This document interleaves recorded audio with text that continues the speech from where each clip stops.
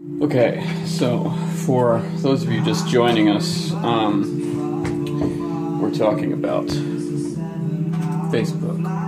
Why Facebook? Why no Facebook? I did no Facebook for a year in 2015, and just came back on. It's January 2016, and I'm faced now with the question, what to do. So I'm back on Facebook now, and I'm reporting on my experience essentially, and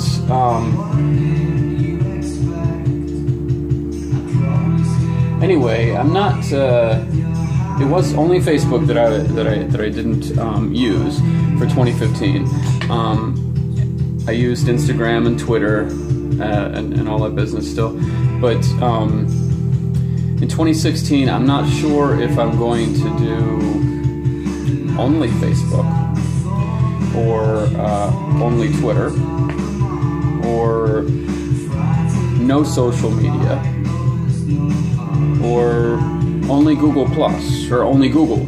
Answer the question, can the world survive on Google alone? So I'm considering these as my possibilities for this year, and moving forward, make decisions beyond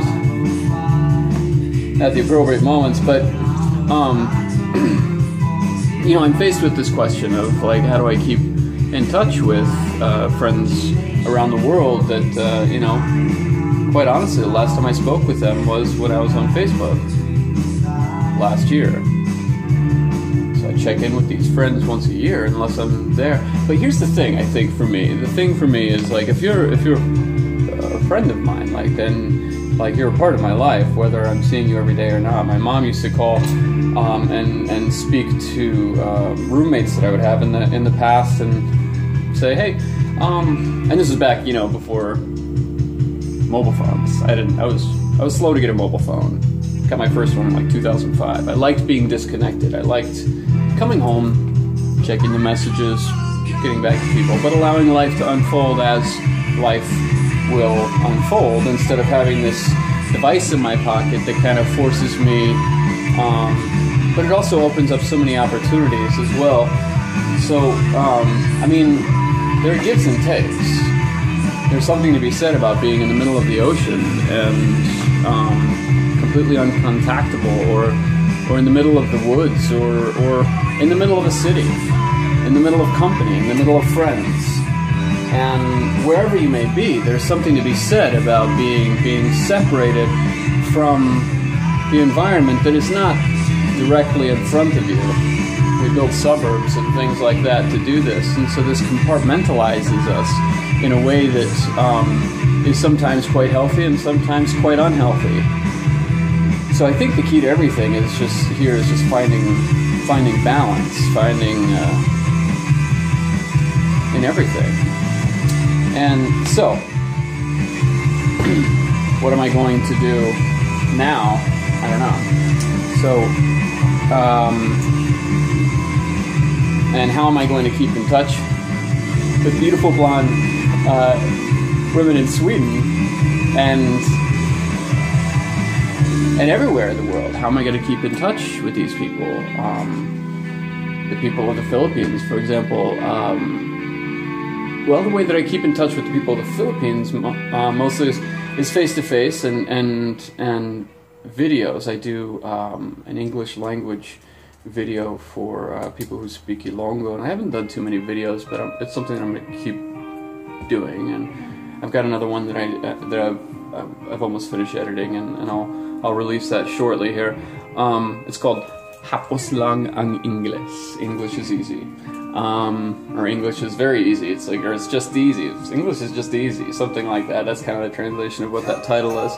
But it's kind of kitschy and, like, you know, it's silly. It's silly, but it's useful. It's a useful tool because people who speak Ilonggo, they for the most part, I mean, Ilonggo is a dialect, and it's called a dialect because it's all within the same political borders. The Philippines has, depending on who you ask, Philippines has 80 to 180 different dialects. in all those, just a small little patch of islands. But the syntax and the lexicon, all this business is so dissimilar between the dialects that it's similar to a Spanish-speaking person speaking Spanish to an English-speaking person.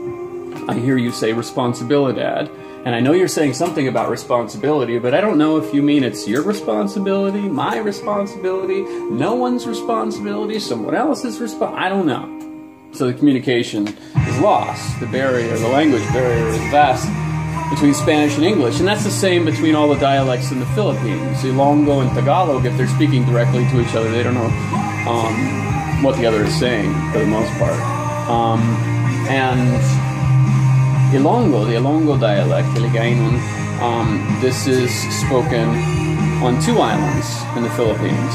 In one province, so a quarter of the island of Panay, and then in a second province, which is half of, or a little less than half of the island of Negros.